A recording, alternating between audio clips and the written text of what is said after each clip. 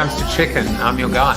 Blinking. I'll have what Joseph's has. Look, somebody's talking about you. This is what we call the voice of God. Popping. Everybody just gets to focus on you. Grab me. Probably not the best thing for an introvert. I'm asking for you. Well, I like a good chicken sandwich. Touch me. Hi, David. Comment. Oh my God. Like. You're actually an identical twin. Push. Maybe I'll just ask Julie to talk about what it is to be No. an identical twin. Pick me up. No, you didn't. Shouting. Surprise! Jeremiah, just hang on a second. I just got a text. There's an edit for your new opening, Joseph. I feel really honored to have been here, man. But by the way, you've done a masterful job. Seriously. It was such a joy. Thanks, Joseph. It's an honor. Good on you. This was a pleasure. I mean, you are the prime example of how to pivot in this new environment. I wish everybody gets an opportunity to interact with Joseph Jaffe and Corona TV. Who needs Cameo when I've got my own personal Cameo? Hello, everybody. I am in Howard Stern's studio today. Can you believe it? Because they're all working from home.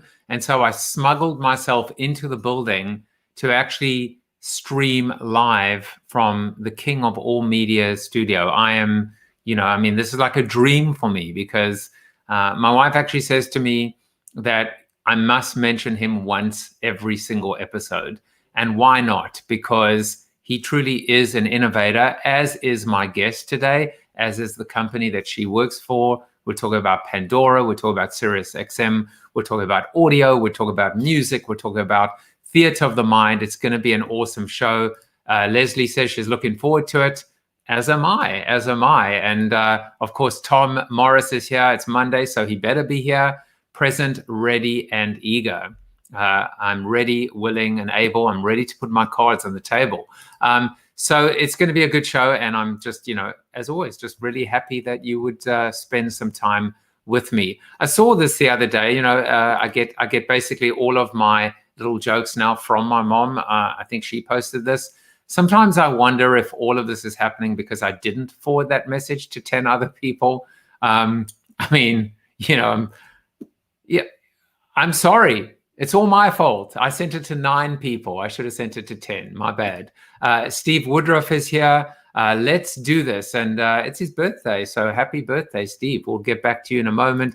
Steve Garfield is here as well. And Tom is just causing trouble. I'm just the king of I'm the Joker of streaming media. Yeah, exactly. Or some media or this media. But never of all media. That is, I'm not worthy. That is, of course, Howard Stern and should be. Well, today is Evaluate Your Life Day. And I think I've been evaluating my life for the last 6 months. But I hope this is an opportunity. And I've always said this to you guys. This is a moment. This is the big pause. This is the introspection. This is the opportunity for us to think about what is important in our lives and then to go for it. Because if you were miserable in your job before, don't be miserable in your job afterwards. Don't make the same mistake twice. Pursue your happiness, pursue your passion. You can do it and you can find joy and you can find success. I think when you do that. Hello to Bob Farnham as well. Everyone is looking forward to this episode, which generally means it has nothing to do with me and everything to do with my guest. Let's just quickly talk about fat blogging. Put on a pound last week, but it was okay because I dropped about 3 the previous week. So sitting at 182.4, and that's about 21.1 pounds down for the year since I went into quarantine or I was going to say self-loathing. I don't know, self-preservation, self-isolation, you know what I mean. But anyway, the weight continues to be shared with you every Monday. But it is the last week, unfortunately, of the partnership with the ANA, the Masters of Marketing Week, because actually Masters of Marketing begins this week. And, I have an interview today, and then tomorrow, Deborah Wall, who's the Chief Marketing Officer of General Motors, will be with me. It's Corona cocktails, and we're drinking. She's drinking a Moscow Mule, although, she's drinking a Moscow Mule. We'll leave it at that for now. Chelsea is not drinking today. I mean, she can if she wants to. She doesn't have to. But Chelsea, it's 5 o'clock somewhere. It's not 5 o'clock where we are, so you will be excused. But Chelsea Campbell is the group creative director at Studio Resonate at Pandora, and I'm just, as I was saying, super excited to talk about one of my true passions, which is the power of audio. This is also your second to last chance of winning a complimentary pass to the Masters of Marketing Conference, and all you got to do in order to get one of those passes is subscribe to the show. I hand out one a day, and you can do that through bit.ly/CoronaTV subscribe. Or you can text, you can join the newsletter, which will join the show, blah, blah, blah. You know what to do. You want a comp, you should get a comp. It's going to be a fantastic event. As always, I forgot to change next week's interviews to this week's interviews. Chelsea today, Deborah tomorrow, Lynn, who I work with today, I work with currently through the HMS Beagle, and then Faith, who was my first boss when I moved to the US some 23 years ago, and then finally Lisa Bedell on Friday. And as I mentioned to you last week, and I'm mentioning it now as well, this is the first week since I started Corona TV that I have 5 women on the show, and I'm thrilled. And I need to do this more often, and I have to do this more often. And it is something that I actively am committed to and will pursue. And so, I'm sure you join me in this feeling and in this excitement as well to change the look and feel associated with Corona TV as a microcosm for what goes on outside of these virtual walls. Mark Edwards says this is a living hell, but he's not referring to Corona TV. He's referring to COVID life. But, that's why Corona TV exists, Mark. It's an opportunity for us to escape a little bit and, and feed our mind and feed our souls, and be inspired and learn and be educated and inspired to the point where we can figure out exactly what to do today, tomorrow, and hopefully when we come out of this.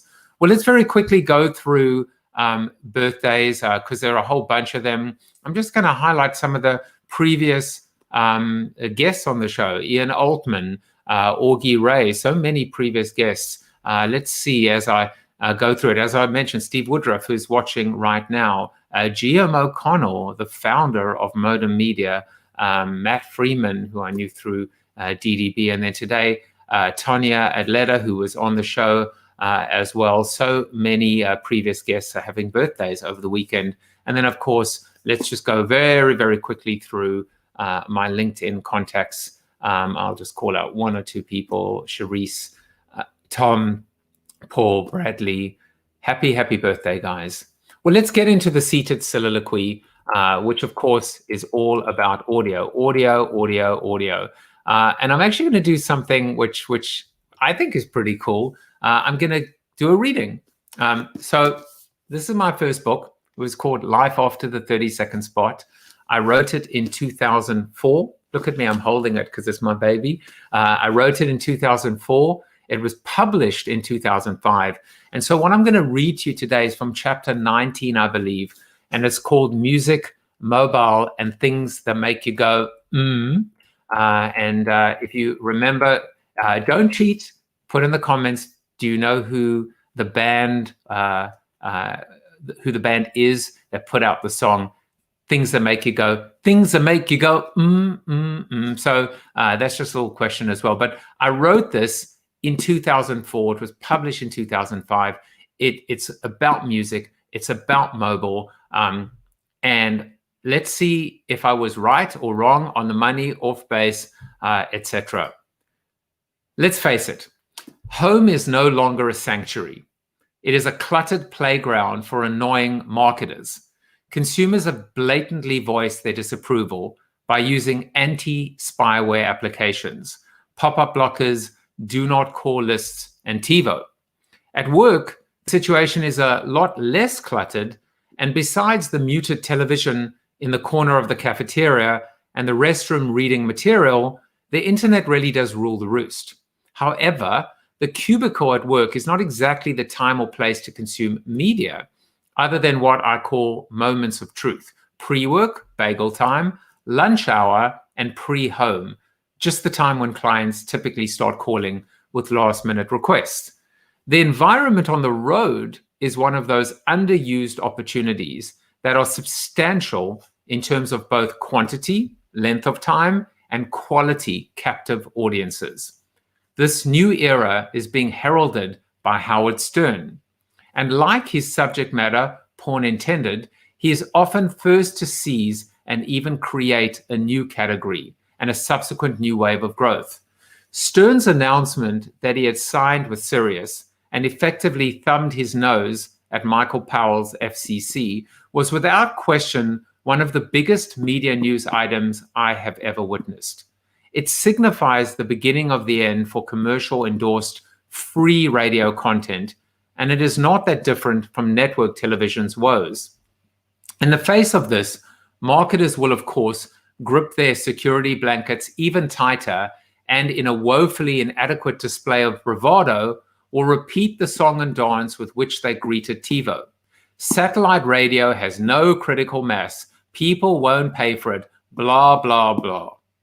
Right now, if I was one of those Detroit auto execs who eats, sleeps, and breathes automotive fumes and must find a way to differentiate the forgettable products coming off the assembly line, I would make sure that every car comes standard with satellite radio, a DVD player, GPS, and even internet capability.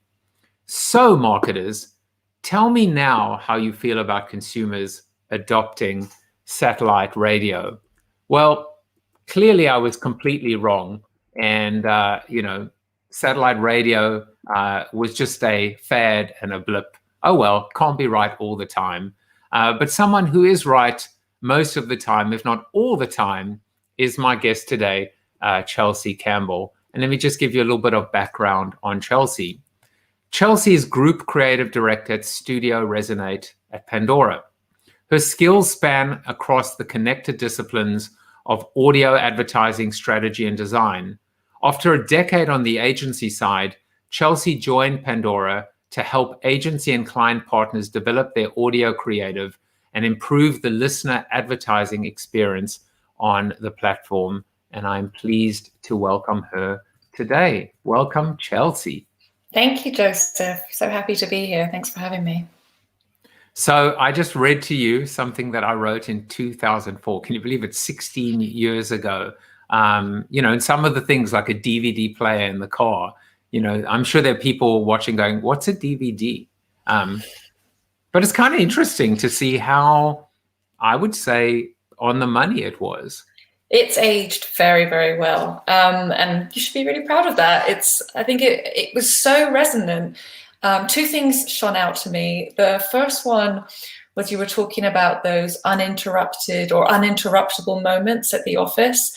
And I would say that one thing has changed there, and that is that it's almost commonplace, or at least it was when I was on the agency side, for designers to be streaming something while they are designing. Because, when you're designing something or you've got something really in depth and you get into a flow state, they could be streaming an old episode of a TV show they watched or something visual that was on the side of their design. And I was always really perplexed by it because your eyes can't be in two places at once. And that brings me to the second point of the multitasking when you're streaming, and why Howard Stern choosing satellite radio versus a visual medium allows him to have a greater reach, because he can be there alongside his listeners in moments where they're doing something else, going from A to B, running along a track, or creating or doing something. And audio is your soundtrack, and that's where it has the opportunity to and that's why, audio advertising has the opportunity to tap into different mindsets and different moods that really speak to the different activities that people do on a day-to-day. Your eyes can only be in one place, but your ears can be, listening while your eyes are doing something else. Yeah, and we'll get into that shortly in terms of this idea of the soundtrack to your lives and the soundtrack to your mood. And the power of not just audio, but music. But one of the things that I wanted to do, and I always like to do, is to get to know my guest by maybe sharing some moments that many people might not know. Now, one of them associated with you and what I would call fun facts. Actually, and I'll come back to the humiliating, embarrassing fun facts in a moment. But one of the things that I thought was so fascinating was you used to work in experiential, and you made the move to streaming and to audio and to music. And what you'd written is that you struggled initially to kind of make that transition, and then suddenly there was like a light bulb moment for you, which was this idea that you realized that the two modalities actually had quite a lot in common. And so I wanted you to expand on that a little bit, because I was fascinated. I wanted to know more exactly how these two, platforms, mediums, I don't even know what we want to call them, actually had more in common than maybe they had apart. Yeah. So I've always been interested, going back to when I was at university, I've always been interested in finding new ways to communicate with people. And in 2007, 2008, experiential really was that. And I saw it as an opportunity to translate mediums, to connect with audiences in the real live space and bring brands to life through real experience. I transitioned over to audio because it was like 2.5, almost 3 years ago. I was seeing all of the rise of connected home listening and connected devices, and with streaming audio, your streaming audio following you throughout all of those, and the potential there for advertisers and the creative potential. So there was a massive learning curve, as would be expected, as you're making a career shift or moving into a new medium, and learning all about the different sides of the industry that I hadn't been exposed to. And then I realized that the similarity in the creative potential and the innovation in audio is just finding new ways to interact with audiences through voice, through sound, through personalized experiences like dynamic audio, and capturing those and maximizing the creative potential there. So one of the things that is so interesting is this idea of, I remember again in early presentations, when I wrote Life After the 30-Second Spot, and the iPhone didn't exist. So the smartphone didn't even exist. And so when you talk about possibilities and capabilities, and it's limitless, the potential, we're only constrained by our minds and our imagination and our ambition. But it's also very much, I think, a final delivery on what the promise of advertising was, which is the right message to the right person in the right place at the right time. No other medium or no other platform delivers right place and right time. But before we get to advertising for a second, Bob says that, he listens to Corona TV episodes while doing something else. And just strikes me, Joe Rogan, selling for over $100 million. We see this explosive growth and arrival of audio and podcasting, and recognizing that, it's not just about commuting. It's about running. It's about gardening. It's about the fact that our ears are almost more vital to us than our eyes when it comes to, if we had to lose one, it's not even close when you think about that power, but it's also the context that counts. Yeah, and it goes right back to evolution, right? If you're talking, it takes 50,000 years for our bodies to make even the slightest genetic evolution. And that's why our ears are still so basic, but they're so primal to us, right? On our ears, we have these 3D amplifying devices that can hear from all directions, whereas our eyes are limited by the range of sight, which was very handy when we were running away from saber-toothed tigers, or when we're crossing the road and there's a blind corner and we can hear a car. So evolutionary, our ears are actually better. They're a little bit more useful for us in that regard than our eyes. If you like going back to the beginning of life, sound is the first, or one of the first senses to develop. It depends if you think of touch as, touch is the sense, but sound is one of the first senses to develop. And you start hearing from 19 weeks when you're in the womb. So you're already exposed to voices, to music, to breath and heartbeat and rhythm. And then those rhythms become things that you can always relate to. The first sound that you hear, the first words that people speak often has the same cadence as the heartbeat. Mama, dada, the first words that you speak. And why do you think that is? We spent 5 months just listening to boom, boom, boom, or Nirvana if your parents were into that kind of thing, and all of the other sounds. So in terms of the importance, we are built for audio, and we are built for it to be an emotional and powerful driver. Audio is only second to our sense of smell in its ability to evoke and recall memories, which is why when you hear a song, it can take you back to a certain place.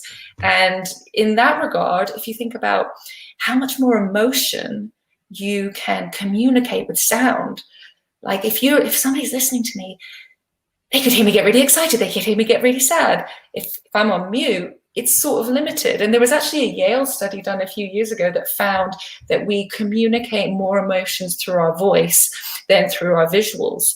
So we're wired for sound, and we're wired for audio from, week 19. And I got so excited about everything you were saying that I forgot that I was actually scrolling through all the things that I wasn't meant to initially. But this is what I wanted to show, which was baby Einstein. And I mean, we did this, by the way, when my wife was pregnant. We put the baby Einstein on her belly, and we fed classical music to our child.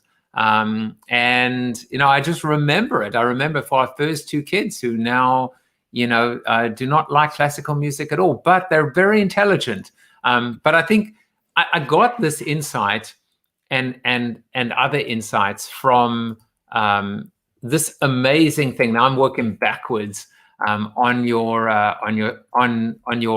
Resonate website, which is called The 6 Dimensions of Sound.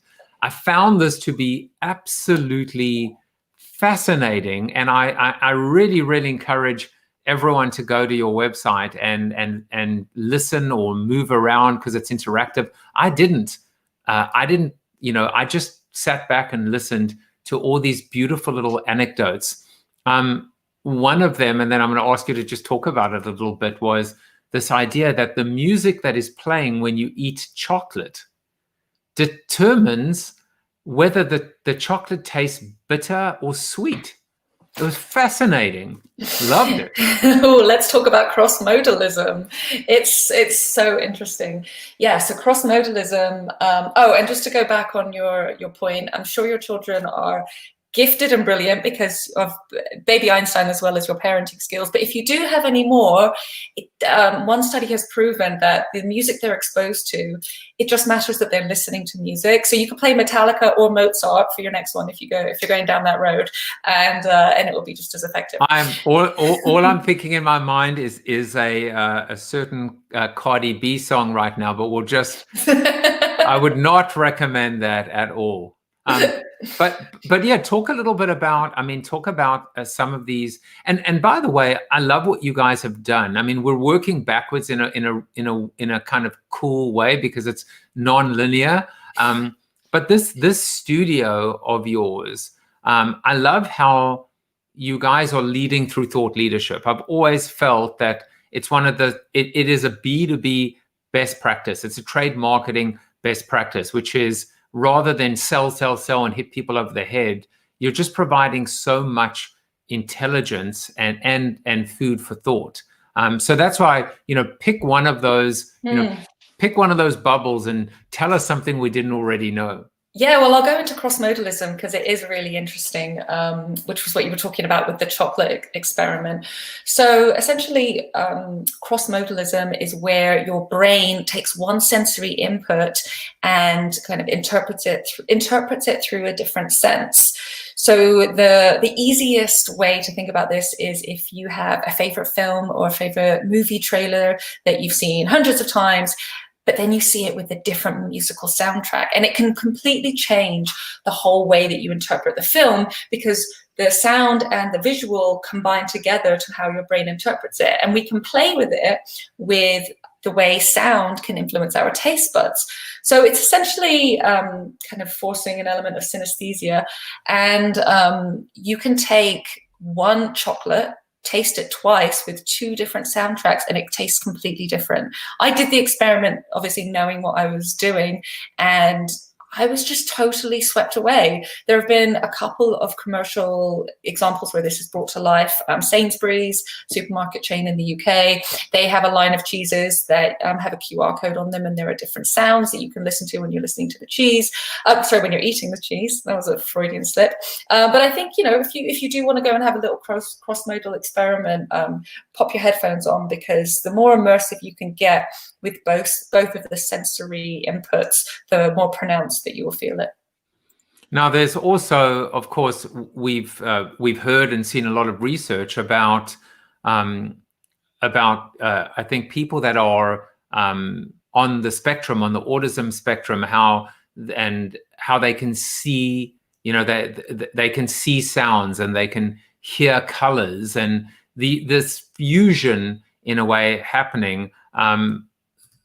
Junpai on Twitch. By the way, I think this is my first official real comment on Twitch, other than I can get 10,000 followers just by sending $20 to someone. But it's a really smart, I love this comment. Supposedly over time, it might be possible to almost see with enhanced hearing caused by blindness, but no deaf person has ever been able to hear with their eyes.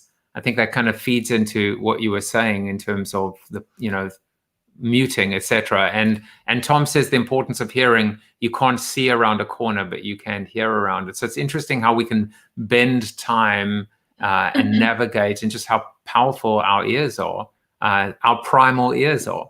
Yeah, and think about dolphins who use sonar to navigate the ocean. So that's them using sound waves and vibration to get a sense, to get a map of the environment around them.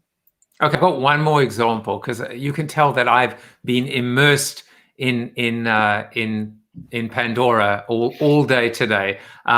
This was amazing. There was an experiment done with wine where there was French wine and German wine.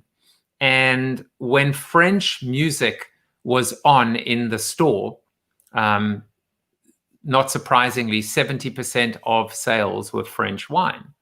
But when German music was being played, and this just blew me away, 70% of sales were German wine. Now, I don't think anyone should ever buy German wine anytime. I mean, I'm sorry, I stick to France and Italy, and I'm not so partial to Australia, but I do, of course, love my Californian wines. But that's not even the crazy part. The crazy part is when people were actually asked if they were aware of, or if the reason why they bought the German wine was because of the German music. They said, what music? They weren't even aware there was music. So yeah, that's kind of crazy mind games you're playing with us. Only 3% of the respondents even noticed that there was music playing. Yeah, no, that's fascinating when you think about the role of music and audio within a commercial space, within the retail space, within experiential activations, within your virtual presentations, right? What's going on in the waiting room when people are waiting to join your Zoom presentation? And, what's the audio experience of it all? Are you speaking on a microphone? I've got my lovely broadcast quality mic. If anyone would like a milkshake with their burger, just let me know. But it all contributes, and it all creates your consumer experience. Obviously, virtually, it's shifted a bit with how we can think about this. But when you're thinking about retail activations, what is the sound of your brand? The sound of your brand is your voiceover on your TVC. It's the music bed on your TVC. It's the actor. It's the voiceover on your audio ad. It's all of the vocal elements. But it's also the sound that people hear when they walk into your shop, right? There's a reason why shops like Hot Topic play, really loud pop music, and they get the energy going, because If the music's too loud for you, they don't want you in there. It's so Tom says the philosopher Pythagoras was the triangle guy, right? He talked about the music of the spheres using audio to understand the cosmos. And my quote for you today, because you're the quote that you have to identify is something similar. It's not a philosopher, but I just love this one. The knower of the mystery of sound knows the mystery of the whole universe. I want to guess it's a physicist from a long time ago. It's very Zen. Well, no, maybe not Zen, but it's Hazrat Inayat Khan, who was the founder of the Sufi order in the West in 1914 and the teacher of universal Sufism. But I love that because there's something so you can tell powerful in terms of, the word plays right into your hands, experience. Mm-hmm. And I was thinking as you were talking, you were saying, what's your audio experience? Are you thinking about background? And I think maybe, I think the point here, the insight, is that background music actually isn't really background at all, is it? No, it's your soundtrack, it's your palette, it's your canvas for your live event. Just going back to that quote, the Sufi music, I love Sufi music, the music of Sufism and Sufism. And if I'm correct, whirling dervishes are part of the Sufi culture, and they use music and dance to connect to the higher powers of God. And for them, it's all a part of the integrated experience, if I'm correct. Yes, so, if you think of religion as a brand, music is a core part and a core element of that brand. And if you think, and actually it is a part of most religions, when choirs sing together, their heart rate becomes synchronized. So when you think about gospel choirs and when you think about, those religious moments where you've got a whole church of people singing together, that's a way of uniting the audience and getting the whole audience to be a part of one through the sound they're creating and the rhythm of their heartbeats. Wow. I mean, that is so interesting. This idea, I suppose when we say it was almost a religious experience, we're generally referring to something that has music or audio as a part of it. But it's so, it's so interesting to me. If everything we're saying is true, and it is, why do so many people not get it? And I'll give you a couple of examples. Let's go back to television. I mean, this book was called Life After the 30-Second Spot. I just cannot deal with the fact in 2020 of in this day and age at this time that we still don't have voiceovers or sonic branding or some kind of sonic cue that tells people that when a television commercial is on, who the brand is, other than music and copy and everything else, and it could literally be for any brand on the planet. So it seems like it's ironic, right? Because the first television commercials were very radio-like because they hadn't discovered the platform, but they haven't evolved, and it's strange because in your world, in Pandora's world, all is one focused, singular art and craft. And so you can continue to perfect that art. But why do you think we're still seeing television commercials that are, in fact, the new background music, not using sonic cues and even just saying, by the way, this is a commercial for General Motors or whatever the case may be? No, you can join me on my next client call because I'm asking the same questions all the time. A brand needs to have consistency within their assets across all mediums for them to be effective. And that comes down to audio, but it's not just a mnemonic or a jingle. It's like I was saying, it's this whole connected ecosystem. So, it's like, what is the sound that cements the brand and then what does that sound like as their choice of voiceover artist? What does that sound like as the choice of, an anthemic piece of music? Because the anthemic piece of music that soundtracks the car ad as it's racing through the Alpine mountains, that should connect to the sonic identity that you hear at the end of the spot. And that sonic identity should connect to their streaming audio ad. And it should be a whole connected ecosystem. So absolutely, we've created these visual brand guidelines. We've got these tomes of a brand guideline that brands pay tens of thousands for wonderful design agencies to create. And very few of them include audio guidelines in there. And it's like this forgotten medium. It's this untapped potential. I'll give you one more little, pet peeve, which is just things that are not. The other one is so in television, and then we'll talk about radio for a second, is the fact that there's so much borrowed interest, even when it comes to audio. So a brand will go out and pay top dollar for a Rolling Stones track, but if they're not really going to own that track and own it until the cows come home, the only benefit of that track is probably the Rolling Stones, or these days in TikTok land, we have to ask whether it's Fleetwood Mac or it's Ocean Spray that's benefiting from what's been going on there. But I think what you're saying is it shouldn't just be a lazy version of buying a track. It should be every aspect, whether it's sound effects, whether it's voiceover. It is a holistic, offering, right?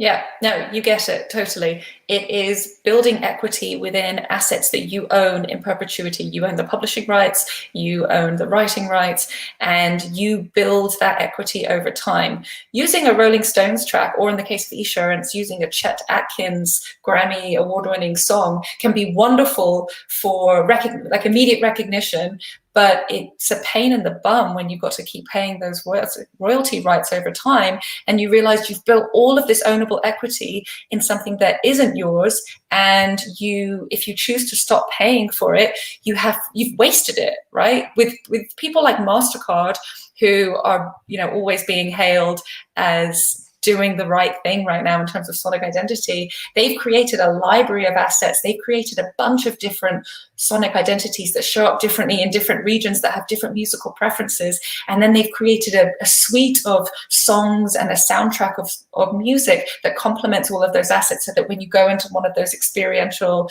dining pop-ups that they had back in the before times, it all felt like you were in a complete brand experience. Okay, so my final, pet peeve is you'll be listening to a radio commercial, right? Radio, as in, what is radio? I don't listen to terrestrial radio. I listen, of course, to satellite radio. And you hear something that goes along like, to qualify for your SBA loan, call 1-800-555-1217. That's 1-800-555-1217. That's 1-800. What? And I go, you could say it until the cows come home. I can't remember it because I'm forgetful, and I'm driving a friggin' car right now. Why are we still seeing these antiquated radio-like spots that are not, kind of recognizing that people are not in a position to do something about the call to action, even if they wanted to? I hear you. It's annoying. It's because the brands and the companies are not taking advantage of the context that they are delivering the message in, right? A brand should have a different strategy for their satellite radio ads as they do for their connected home radio ads, as they do for their mobile radio ads on streaming platforms like Pandora. There's my little plug. Because your mindset and your ability to act upon that advert is different within each of those contexts, right? You're driving, you're not going to ring 1-800, whatever, when you're driving. So what is the message that they should leave in your mind that you are later inclined to act upon? When you are listening on a connected home device, don't tap the banner, because tapping the banner will turn off the device. That's another thing I hate, is when brands haven't changed their call to action for the different devices. Listen on my Google Home, it's like, tap the banner. I'm like, there's no banner, and if I tap it, it's going to turn it off, so you lose. So, get the right call to action and right message, and use those mediums differently. Audio isn't being used enough for brand love and awareness. It's massively effective at that, and people are far too often using it for lower funnel promotional messaging. Now, look, I think, for me, I find this to be fascinating to talk about some of the work you're doing, because we began today with a little book reading from 2004, 2005. Here we are in 2020, and it still feels like we haven't taken our training wheels off. I think it's accurate to say that Pandora really introduced and I would say invented the streaming ad. But it's a tough medium. People are very demanding and have very low thresholds or tolerance for interruption or irrelevance. Maybe just share one or two, I would say, innovations or introductions that you've brought to the industry. Admittedly, we're still, in our infancy, but how you've, tried to create something that is not radio-like or television-like or like its predecessors, but truly, I would say, acknowledges that the sandbox is unique and original. Yeah, so I think the first one is something that Pandora is able to do through targeting, and that's like a music and mindset targeting capability we have. We know, because we have a logged in user base, we know what a listener is.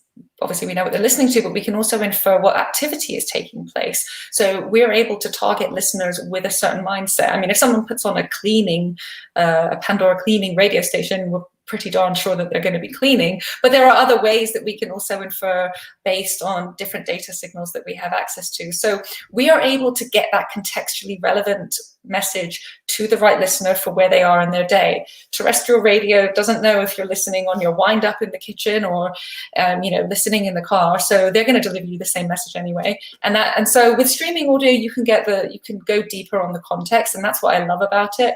You can also get a hyper personalized with dynamic audio.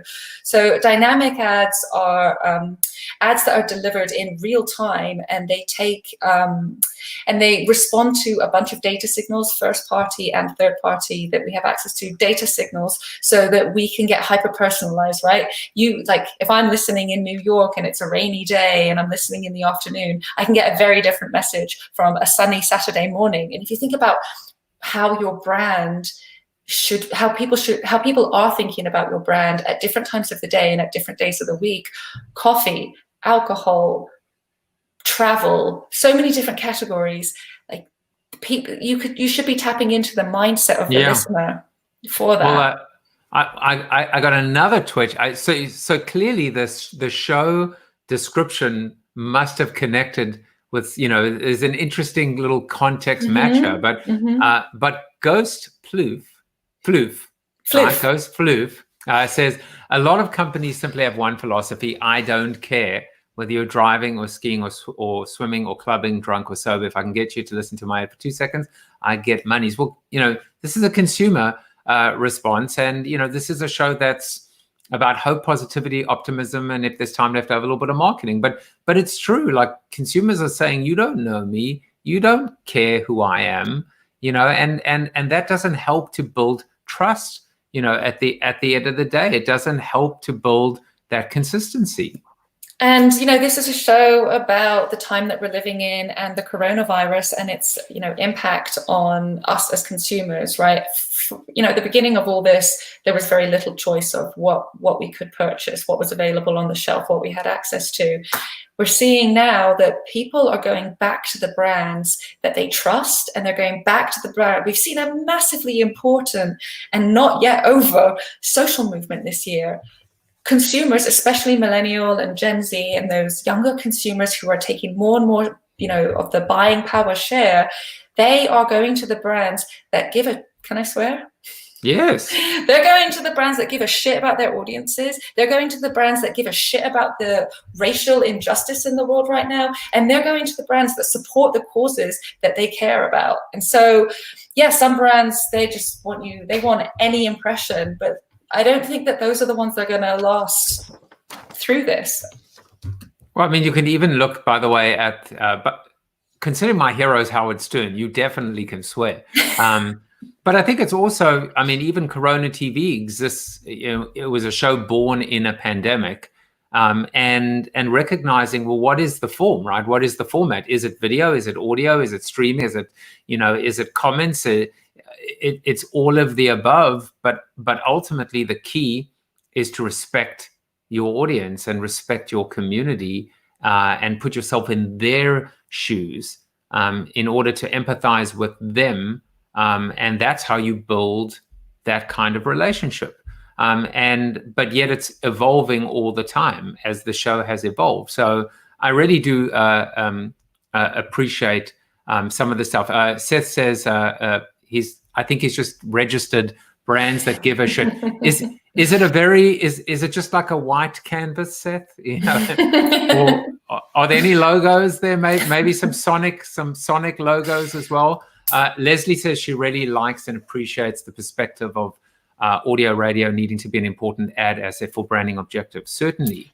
And I think she gets it. Leslie is in sales.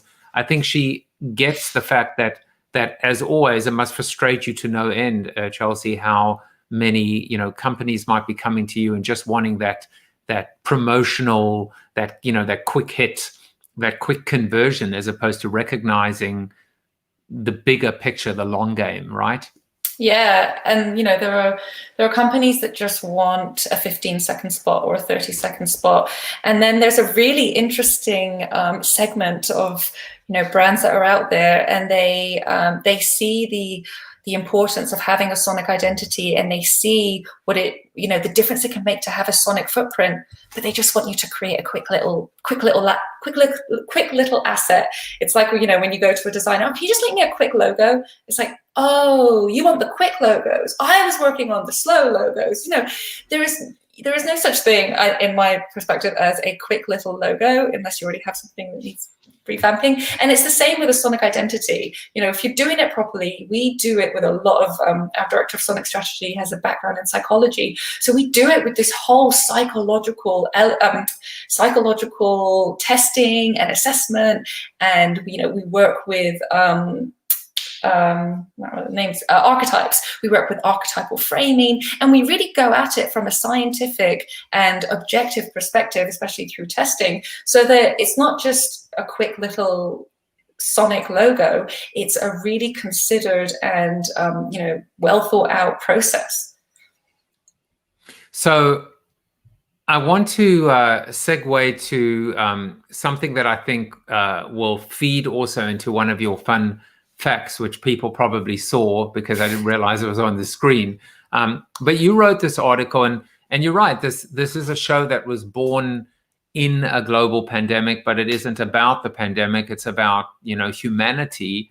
And you wrote this really wonderful piece called "Curate Your Soundtrack Mindfully," and you spoke about the importance of almost having your own personal soundtrack, but having a soundtrack for different times of the day, different moods, and mental health, if you will. So I would love for you to chat a little bit about that. Yeah, thank you so much. I appreciate the kind words.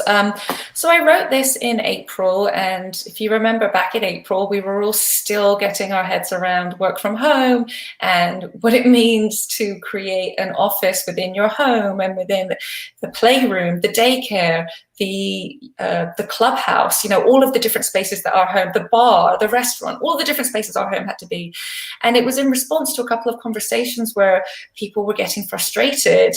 And I was seeing this of people, someone was in the bedroom, like, oh, sorry, the living room was taken for a conference call, so I'm in the bedroom, or I'm dialing in from the bathroom because, all of the rooms are being taken by different Zoom calls. And I was thinking about how much we missed when we stopped being able to move to different physical locations, right? The cafe is such a wonderful place to create, and studies have proven that very low volume, around 40 decibels, that you'll get in like a perfectly positioned cafe, that 40 decibel distraction can actually be optimal for you to focus on something else. So I was just kind of thinking about and reflecting upon that. And I came up with a couple of different solutions of how we can use sound, use noise cancelling headphones, use the different spaces in our homes to create different living environments. I mean, if you are blessed with not having to compete for Zoom time, it also extends to dinner, right?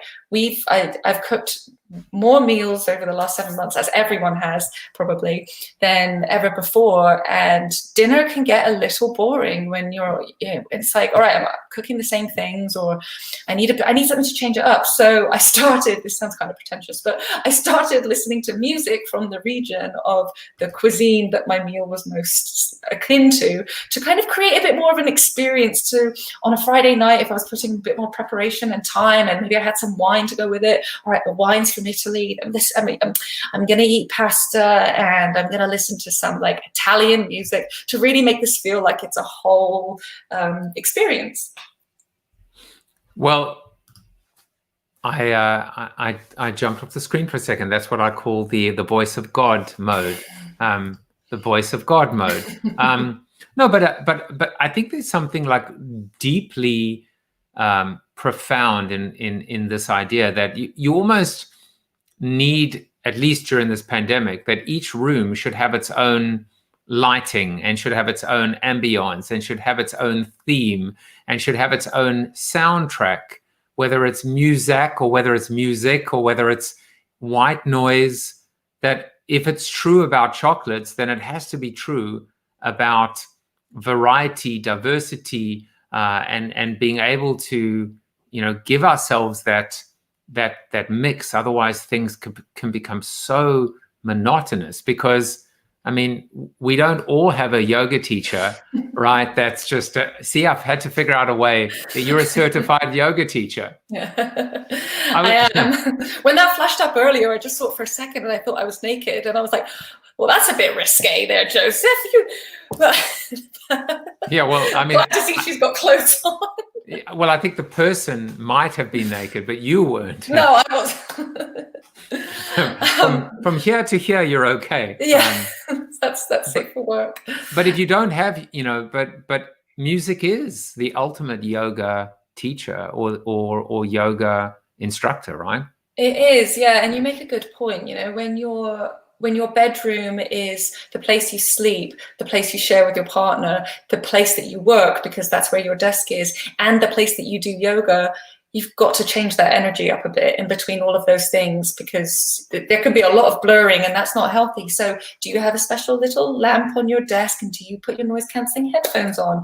Do you have your yoga playlist, and do you put candles out or those little electric ones maybe when you do yoga? Like, how do you change up the space to at least make it feel like you're getting a different experience? Leslie's wondering if there's music pairing, right, with respect to a recommendation for keto. I don't know what that would be. I think it would be, what would keto be? It would be, I feel like it would be, could it be grungy? Could it be, it would, Keto's all protein and fat, right? Yeah, no carbs. So Brian, I think it's, sorry. No, I was going to say kind of like it's a little paleo meets, I don't know. I think it's Brian Eno, if I'm correct, no, maybe it's not. I think Brian Eno, who says that carbohydrate music is music that takes you back to your youth, to maybe music that you were listening to in your teenage years that you really grew up and evolved with. And protein music is when you discover new music and you are exposed to new artists. And if you think about it, that takes a bit more effort. Yeah, so new music, discovering new artists. See, there you go. I mean, Leslie, you didn't think you'd actually get an answer for it, and you got an answer.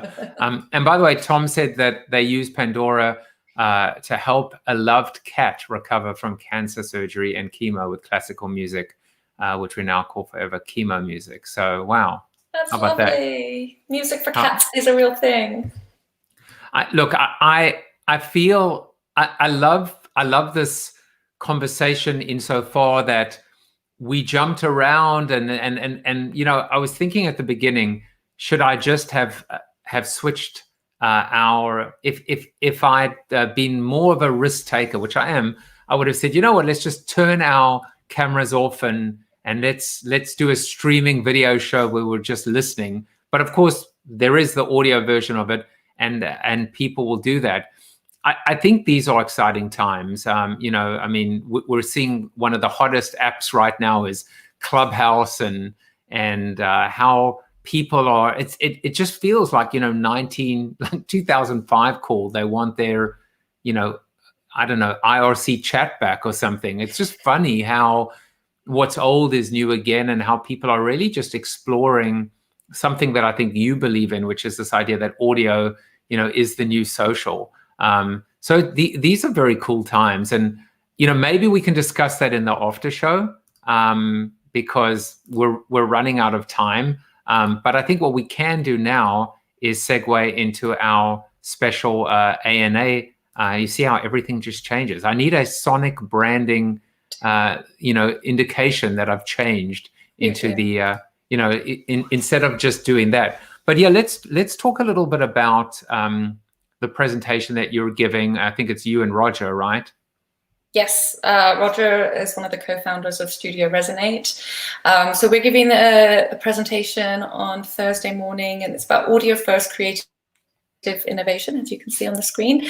So we talk a little bit about Studio Resonate, our history, how we came to be within Pandora, and a few numbers around that. And then we go into a couple of case studies of work with recent brands that show just how far you can push the boundaries, right? The first one is with Amex, and that one talks about using real voices to from small business owners, merchants across the country, to voice their ads that we had to produce during the pandemic. And it's amazing because we produced this during the pandemic, so we had to send out USB headset and mics. We got a consistent quality in all of the assets, and then we were working with everyone's Wi-Fi at home, and we got the most raw, real set of responses. I mean, this was an editorial style campaign. It was something that we've never done before. It was very exciting. I interviewed the merchants for about 30, 45 minutes, and then we took 30 seconds of sound bites out of that, and we created these spots. And you just hear people, like, I'm not joking, we had a number of the merchants cry on these interviews. And thank you, Seth. And there were several that I had to go out for a walk for after, because I was just so moved. So it was all about the power of voice. And then we go through a different case study for Army, where we created a very interesting platform on SoundCloud, where we sent out these sound packs, and we got people to submit new remixes. And it was actually essentially a recruitment program for the Army, but it was done through music creativity and through SoundCloud as the creators platform. So two very different case studies that you'll hear a lot about if you are able to join us. Well, and you all should. I will be on and off because I have my show going on. Corona TV does not stop for anyone or anywhere or anything, but I hope to catch yours as well. It strikes me that these are beyond exciting times for your and to a degree my craft as well. Even though I'm playing in the video streaming space, I think I recognize, and when you look at whether it's again Tim Ferriss or Joe Rogan, that it's audio, it is theater of the mind that is in this just hockey stick growth curve at the moment. It is, its day has come, and that's where the real creativity is manifesting itself. It's just not in video. I almost feel like I've taken a step back sometimes, to do video, but I know, of course, that, the audio podcast is a part of it. So I feel like we could talk for hours. We're going to get another 30 minutes together in the Zoom after show. Thank you, everyone, for your comments today. I mean, it's just been amazing. I'd love to give you an opportunity to just, final word, a plug, anything you want. The platform is yours. Thank you. It's been such a pleasure being on the show. You've got fantastic platform here. Thank you so much for inviting Welcome. myself, creating a space for Studio Resonate and Pandora. And a little plug, Pandora's Definitive Guide to Audio, which is something that we release every year. We're changing it up this year because pandemic pivot. That's out on Thursday. You can visit pandoraforbrands.com to download it. And if you've enjoyed what we've talked about, I think that'll be a really interesting read for everyone. And I will again just encourage you to go and just listen to this. It's quick and it's pleasurable. There is no pain at all. It's just pleasurable. These 6 aspects of really understanding the breadth, the depth, and the richness associated with this medium. And I don't even want to call it a medium because that's an insult. But Chelsea, thank you again. And let's go and hang out a little bit longer together, and just keep listening to Pandora, Sirius XM, and if you ever see Howard in the corridor, just tell him he's got a fan over here who is desperately trying to get his attention. I will say that unabashedly. I'm not going to give up until one day he goes, all right, enough, Joseph. We get it. I'll put a post-it on the door. Thanks, Joseph. Thank you. Take care. Thank you for watching Corona TV with your host, multiple author and global keynote speaker, Joseph Jaffe. Corona TV is the show about hope, positivity, optimism, and if there's time left over, a little bit of marketing. The after show on Zoom starts right now at bit.ly/Corona TV After Show. If you like the show, tell a friend or two. Please subscribe to the show at CoronaTV.show. And if you want to get inside news, previews of upcoming guests, and much more, text Corona TV to 66866 or visit josephjaffe.com/subscribe to sign up for the show's newsletter. And despite the best ministrations of your wife, you still look ugly.